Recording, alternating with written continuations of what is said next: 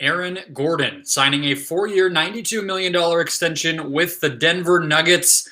What it means about the wing forward market in the NBA, the Suns' competition out west, and Mikal Bridges' upcoming contract extension of his own. It's coming up all right away on Locked On Suns. You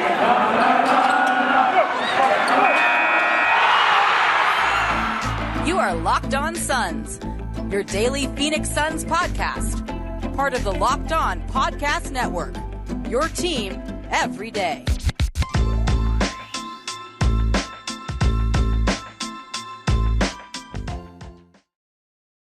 We are back. This is Locked On Phoenix Suns. I'm your host, Brendon Kleen. I've covered the Suns as a credentialed media member for the past 5 seasons, and I cannot wait for number 6 here in just a few weeks. Giving you the entire lowdown, maybe the lowdown you never thought you wanted, maybe you still aren't sure you wanted. Thank you for listening anyway on this Aaron Gordon extension. I just think it's so fascinating. I am obsessed with Aaron Gordon, as anyone who has listened to this show for any period of time will know. I think it's been the main through line of the entirety of me hosting this show. So, of course, I am going to keep the good times rolling here when it comes to Aaron Gordon. Keep giving you the analysis. It's a great week. Great week to be a Suns fan. We are heading toward this training camp in less than 2 weeks now. I do want to give a quick shout out before we dive into. I'm going to give you guys on Aaron Gordon what it means for the Suns, what it means for the market, what it means for Mikal Bridges, and the Suns' chances to compete in the West. All of that. I think this move has ripple effects through each and every part of that. Before we get to the lowdown on Gordon, though, I wanted to shout out Gina Mizell, somebody who I loved having on this show every single time that I had the chance to, but even more than that, loved hearing from Gina, getting to talk with Gina, getting to see Gina in action, covering this team. Obviously, we were all devastated. We did this once already last year when she was laid off from The Athletic, which was a silly and ridiculous mistake on their part. She obviously bounced back, covering the Suns last year for the team website, team itself, and is heading to Philadelphia to cover the 76ers for the Philadelphia Inquirer, which, of course, round of applause, is such an incredible opportunity. That team, that market, and championship expectations there. Ben Simmons trade, crazy fan base. It's going to be a blast, I'm sure. Got to hang out with her a little bit with some Suns writers earlier last week. So she knows that I'm going to miss her, and we all are here with her coverage. But I just wanted to shout her out. She officially, I think, she started already. She is going to be in market this week, and an awesome opportunity. Looking forward to seeing her. The Sixers don't come to town until March, I believe. So we will have to wait a while, but I'm sure you all feel similarly. So now that that's out of the way, one last goodbye to Gina. Let's start with the market. Let's start with the market, because I think this is, to me, a player who he's interesting to me for a lot of reasons, clearly, but particularly when it comes to the wing and the forward price tag, because we've been talking about Mikal Bridges. We'll get to that part in a second, but the trade for Gordon, which was RJ Hampton and a first-round pick, effectively, it actually might have been another protected pick on top of that. And this extension for 4 years and $92 million, $23 million annually. It obviously signals a massive commitment. I was reading some Nuggets fans' thoughts on this thing, and they were the ones who brought up Jeremy Grant. The Nuggets gave up a very similar amount of money or amount of assets for Grant, but drew a line in the sand when he ended up signing his new contract out in Detroit, which I will remind people, I believe, is less than what Aaron Gordon is going to make. So I think it's pretty clear and pretty safe to say that Gordon, the defense, is a higher upside prospect. And, I think a lot of the other reaction here was, even in a vacuum, even at your best, like, I think you would probably say that Aaron Gordon, like, if he has a miracle season, he's going to be no better than the third best player on the Nuggets. I think Jokic is head and shoulders above him, and Jamal Murray is probably more valuable than Aaron Gordon as well.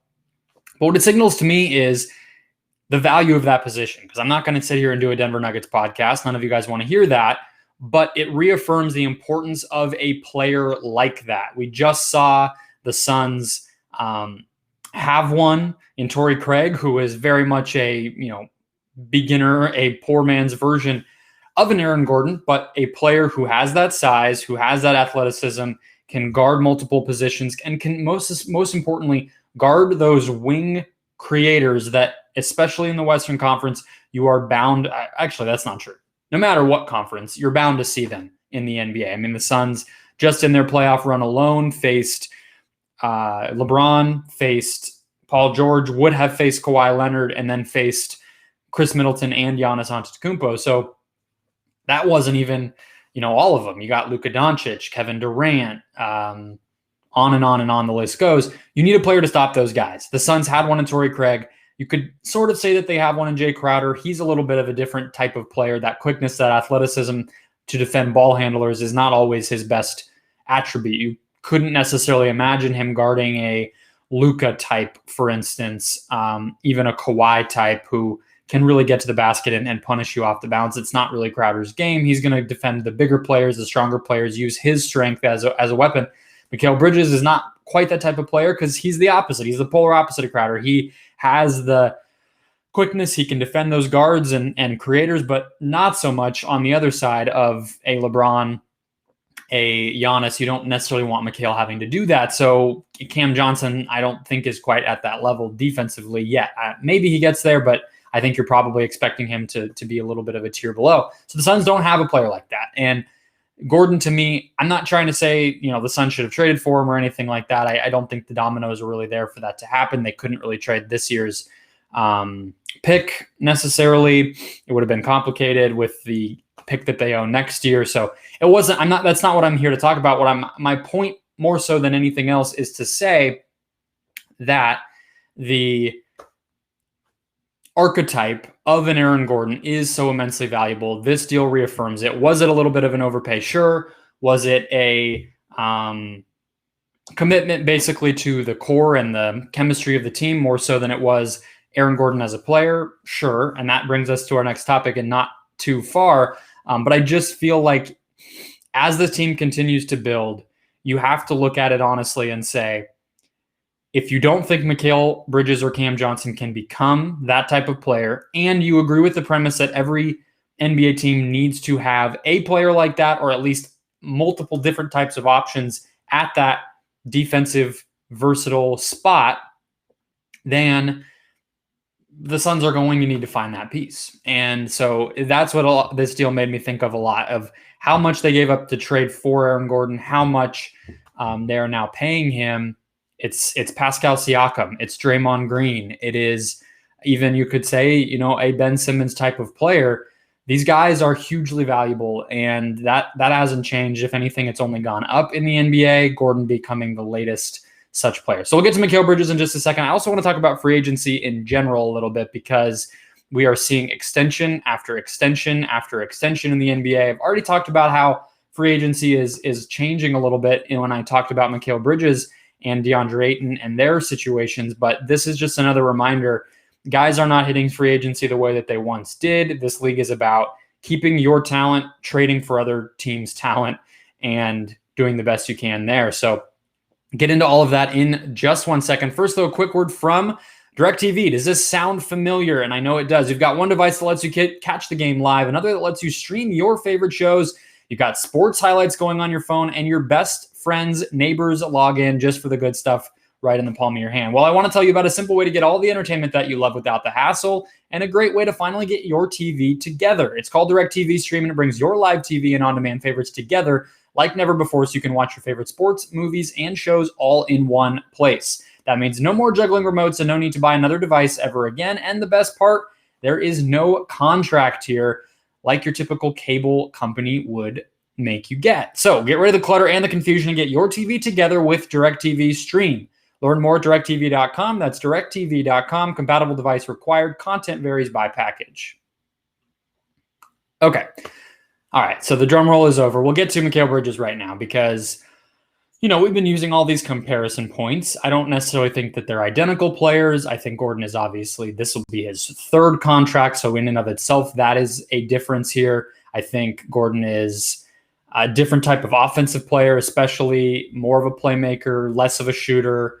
And defensively, I just went over all the reasons why they are different. So it's not a one-to-one comparison, but this is how deals work. I mean, time and again, we hear this. It's not a surprise. It's not just unique to sports. If your coworker gets a raise, you're going to ask for a raise, right? We do this. This is how baselines get set for salary. So we've been using Jonathan Isaac, OG Anunoby, who Isaac was 484, I believe, or 480 straight up. And Anunoby was 4 years, 82 million, or 72 million, I'm sorry, which was only 18 per, a steal, frankly. And then obviously on the upper end, I've thrown around Jaylen Brown, who made over 100 million on his second contract. And those are sort of the ends of the spectrum there. And this is going to be another data point, and it's on the high end for sure. 23 million annually, 92. That's higher than Isaac, higher than Anunoby for sure. It's a lot closer to, a Jaylen Brown than you might have expected for somebody who, again, is going to be entering his 30s by the end of his contract, I believe, and proven commodity already. You're not betting on improvement per se. You might think he can get better with this group, Aaron Gordon, but for all intents and purposes, this is an overpay in a vacuum, right? It's a contract that's paying you too much, but that Mikal Bridges and his agent are going to look at this and say, look, if Aaron Gordon can get that, I'm substantially younger than Aaron Gordon. You could say, a more valuable offensive player. I don't know if there's a surefire case there, but I think you could say it, right? I mean, Bridges as a cutter and as a three-point shooter, very, very high level. And, Gordon, it's not as, yes, he's somewhat of a playmaker. It's not as if he's your point guard. So effectively, Bridges is on the verge of being an all defensive type of defender, and now has this 43% three-point shooting combined with the off-ball movement and creativity that he's starting to develop, attacking closeouts and running pick and roll. Like, I don't think it's crazy to say my value is at least the same as Aaron Gordon's, if not higher. So I don't think this in and of itself changes the landscape of Bridges. Obviously we should expect that Bridges and the Suns front office have already been in communication. It's not as if this is a new data point that will just blow the top off everything. They've been talking. I'm sure they both have an idea of what the parameters that either side is seeking are. I don't know why this deal, this extension for Bridges has not already been done. I mean, you could say the same about Michael Porter Jr., who is on the Nuggets himself and is now watching his own teammate get an extension before him.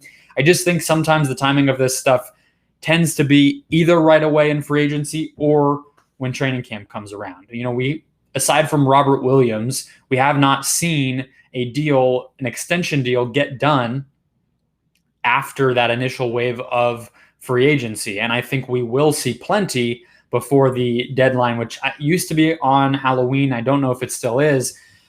So, we already know Mikal Bridges is in the Valley. He was at the ASU game the other night. Training camp starts in less than 2 weeks. Bridges will be around, and I would imagine negotiations will pick up then. So there's already been talk. This is not something where this Gordon deal changes the whole face of the parameters, but it's obviously a data point. I do think if you're just averaging out the recent contracts signed by similar 3-and-D, versatile defender, offensive upside types of players, this brings the average up. So you would assume it would benefit Bridges. The other thing I just want to mention again here, because I think it factors into the way that you have to look at this Gordon deal, that you will have to look at, whatever ultimately ends up happening with Porter Jr., Bridges, Ayton, some of these other 2018 draft selections who have not yet been extended, is that value is just a very different proposition in this day and age than it used to be. I think,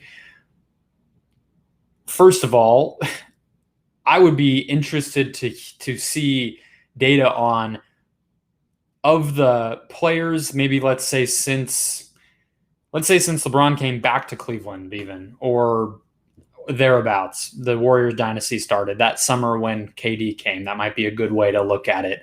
How many players who have signed 3 or more year contracts have actually stayed on their team by the end of it? Because I think that is changing and is not as common as it used to be. So in one regard, you are very much paying a player to maintain the status quo with an eye toward trades.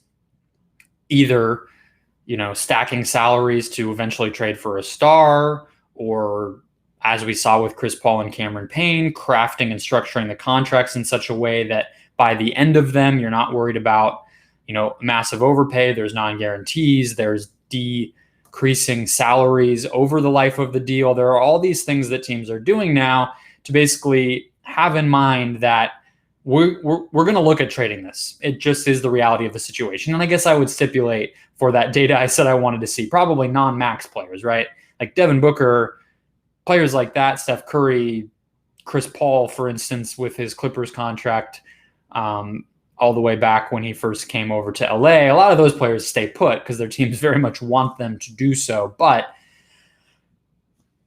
these middle players, and Aaron Gordon, for instance, even Mikal Bridges or DeAndre Ayton, it's no lock that those players will spend the rest of their careers, or the rest of that contract rather, in that city that they sign it. It's not common. And then you add in buyouts and all the rest, and these things start to get very tricky.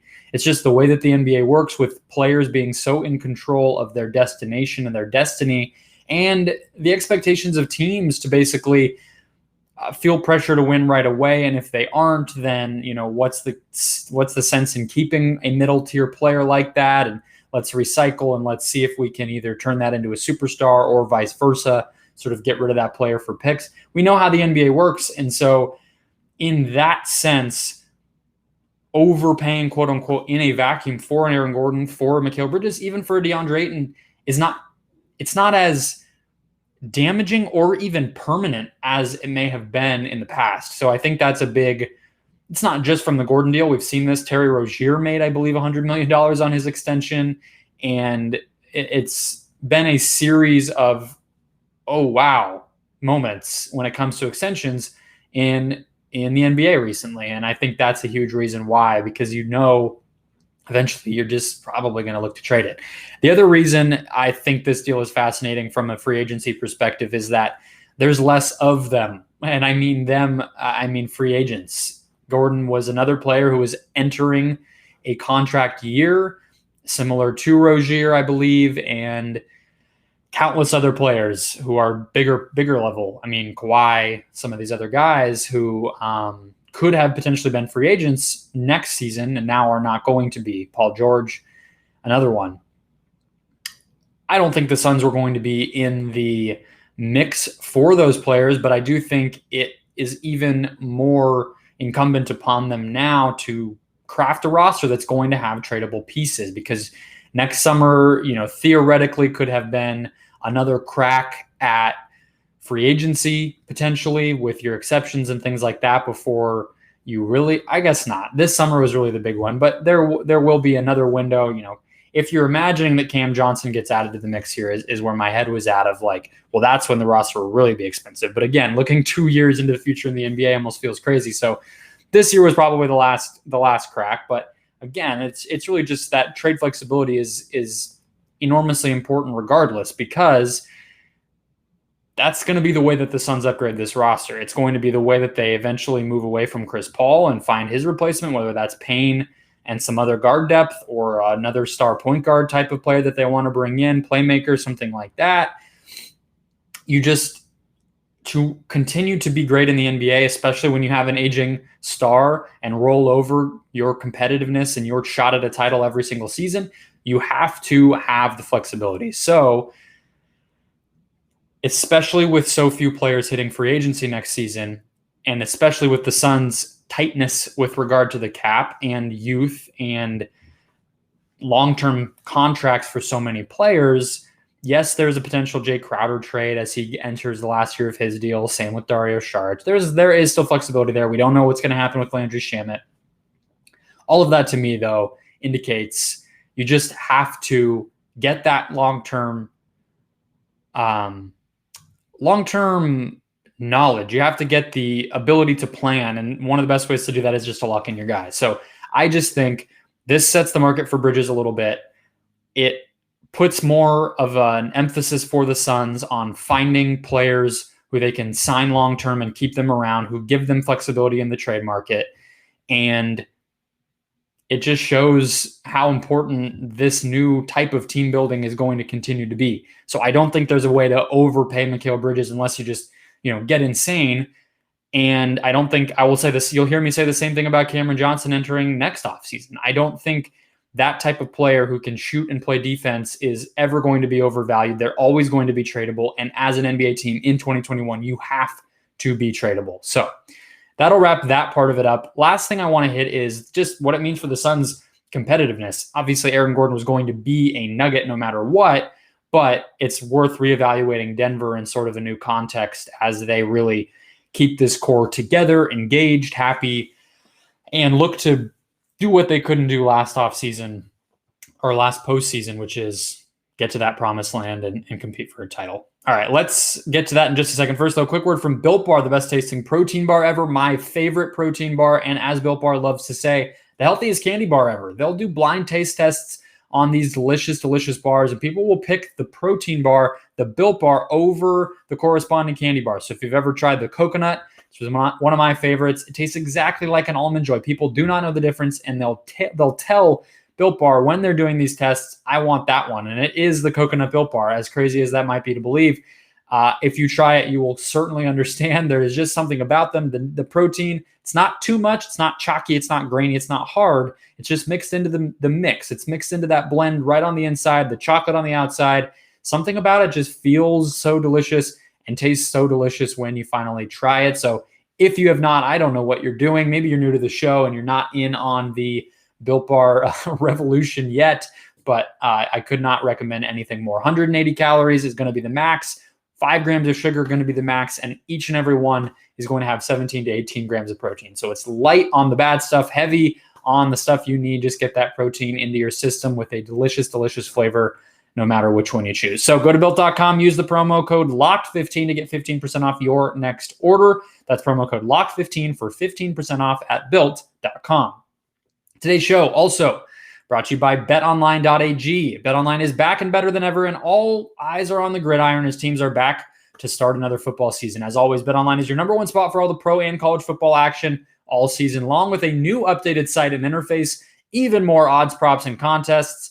BetOnline continues to be the number one source for everything football. Head to the website or use your mobile device to sign up today to receive your 100% welcome bonus. That's double your initial deposit just for signing up when you use the promo code NFL100. That is all one word, NFL100, to double your initial deposit. From football, basketball, boxing, to even your favorite Vegas casino games. Don't wait to take advantage of all the amazing offers available to BetOnline customers for the entirety of the 2021 season. BetOnline is the fastest way and the easiest way to bet on all of your favorite sports. That's been true forever. Football just makes it even more fun to do it. BetOnline, your online sportsbook experts. Let's close out the show here.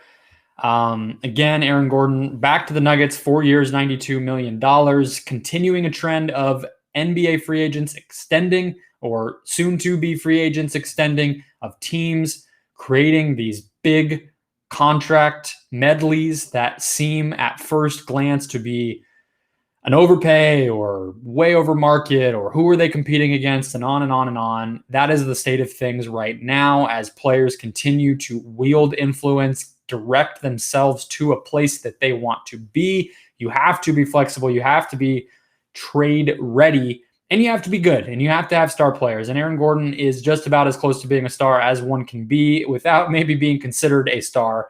And as the third or fourth best player on a team, reminds you just how close this Nuggets team really is to being a championship level roster. Every Nuggets fan, you go read any of the coverage today, very, very much a staple of their run right after they traded for him for 2-3 weeks. They looked unbeatable. You were hearing podcasts and TV shows saying these guys are to be taken seriously. They are potentially the Western Conference favorites. And you know the rest. Jamal Murray, ACL tear. swept by the hands of your own Phoenix Suns in the second round, and bred a meme that will live on forever with the obviously Suns in 4. But beside the fact, I do think Denver is a force to be reckoned with. I think getting Gordon re-signed, committed, happy, there is something to be said for a contract year on Gordon. What would that look like? We know that can have a role for guys, but I just think Gordon, Jokic, Murray are all locked in now. We expect that Michael Porter Jr.'s extension will come. Monte Morris is locked in. They just re-signed Will Barton. They have, did they get Jamal? I think they lost JaMychal Green.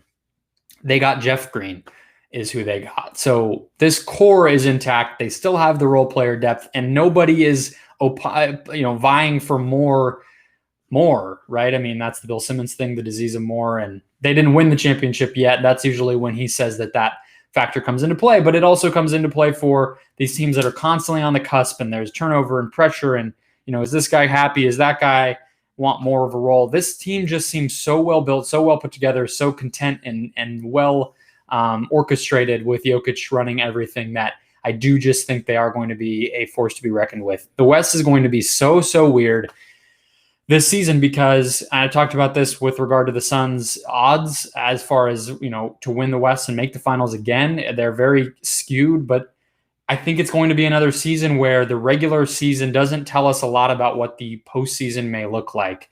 I think the Lakers are going to take a while to figure it out. I think the Warriors, with Klay Thompson's health and the potential that they trade some of their young talent, and now this Nuggets and the Clippers teams both having long-term injuries that their stars are going to be recovering from. We don't know when Kawhi will be back. We don't know when Jamal Murray will be back. I would imagine it'll be second half of the year. So I think you're going to look at a situation. We attributed so much of the regular season standings in the Western Conference last year to, COVID, weird, no training camp, et cetera, et cetera. That's why the Jazz and the Suns are up here at the top. I don't think that's going to be the case this season, with obviously less COVID problems and a full training camp and fans, and it'll be a fairly normal season. And yet you look at the standings and it's hard not to say the Jazz and the Suns are going to be right there at the top, while these other teams figure some things out from a health and chemistry standpoint. So the Nuggets will be right there come postseason time. I think the Warriors will be right there. I do think the Lakers will be right there. We'll have to see if this is the year the Mavs take a little bit of a jump. They didn't do a ton with their roster, but with Luka, I just think there is going to be a season where suddenly they are knocking on the door. Is there a Pelicans or a Kings jump that we're not expecting? I don't know, but I do just feel like we're going to have to constantly evaluate, not so much are the Suns winning regular season games, although that is important, but especially looking, how do they fare in the matchups against these great teams, and what are they showing to us in terms of their ability to be versatile and be elite on both ends, to show us that they can do that in the postseason again and be even better, right? So the challenge is not going to become apparent right away in October, November, December, January for any Western Conference team. It's going to be a feeling out process. It's going to be a health and recovery and comfort process across the conference. The Suns are going to have the advantage of, we're going to keep building chemistry and cohesion and confidence by stacking up regular season wins again, and come one, come all, we'll take your best. We'll take a Jamal Murray coming off of an ACL tear, a Klay Thompson coming off of 2 major season-ending injuries, of whatever Russell Westbrook is going to look like in this Anthony Davis post-offseason regimen of focusing on my body. There are just so many question marks across this conference that, even though I think Denver is a force to be reckoned with here, I don't think I'm being a homer. I don't think I'm just drinking the Suns' Kool-Aid here. They're going to be right there, and they should be. They should own the confidence of saying, we should be the number 1 seed. We are the best team. We have the most going for us, and there's no reason anything but that should be the case come opening night and beyond and all the way through. So I'm really going to just be so intrigued by, do the Suns really hit the ground running and take that mantle, take that oomph, and just put their foot down on the throats of the rest of these teams? Or do they play things easy and do they wait until the postseason because they don't have as much to prove? I don't think that's what's going to happen, though. I think they're going to use these measuring sticks of regular season big matchups like we saw them do last year, pile up these wins and just say, maybe you have more talent at the top. Maybe your starting lineup is better. Maybe you have more experience if you're the Warriors or the Lakers than we might of getting the job done and winning that title. But we now have 2 years of playing together and feeling one another out and everything else. So I'm confident. I'm confident, even though the Nuggets do look pretty fearsome, even though these other teams obviously pose a challenge as well. I can't look at it from any direction where I don't feel like the Suns will be right there with the chance to get back where they were last offseason. All right, that'll do it for Wednesday's edition of Locked On Suns. Subscribe to Locked On Suns on YouTube if you have not already. That is just Locked On Suns on YouTube. Type that in. We have a nice little banner, really pretty little channel we put together here. You got videos from across the entire network, but of course, most importantly, every single show for you guys right here. Of course, if you're listening for the first time on audio, go ahead and hit that follow or subscribe button there as well. We are not going anywhere. 1.5 more weeks, 4 more shows of 3 times a week, starting with Friday with Alex Clancy of Locked On Cardinals. I want to argue with him about Chris Paul because he has some atrocious Chris Paul takes. And then we'll talk a little bit about some Cards, Suns overlap and that type of thing. And then we'll see what next week brings. What I wanted to announce here too is, and I'll keep plugging this, we're going to be doing for our season preview, starting the week that training camp starts, 13 questions. Stealing this blatantly from the Ringer NFL show a few seasons back when they did, I believe, 33 questions in honor of Larry Bird. But we're going to be doing 13 in honor of course, Steve Nash. And what I want to do is 13 of the biggest questions facing the Suns and trying to answer them. It'll be short term. It'll be this season. It'll be the future. It'll be philosophy. It'll be personality. I'll cover. I haven't written them yet, but I will cover a wide swath of thoughts and questions regarding this team. I'll bring guests on to help me answer them. That is what is in store the day we go back to daily, which is the 27th of September. That's the day I think Suns training camp starts, either that day or the 28th. And look, guys, it's going to be 5 days a week from that day all the way through next June, when, of course, the Suns will walk away with the championship, right? You got to speak that into existence, manifest that. So I would love to get to as many YouTube subscribers by then as humanly possible. So when I start doing this every day, you guys are here waiting for me. And there's an audience that I can actually talk to. That's it. You just got to be here. You just got to show up. I have to do all the work. You just hit subscribe and I give you stuff into your feed every single day. That's a pretty good gig. All right. That will do it. I'm done ranting. Friday here with Alex Clancy. Monday, hoping to have Brendon back on the show. And we're off to the races. Not much time until preseason and all the rest. So enjoy your Wednesday, enjoy your Thursday, and I will talk to you to close out your week.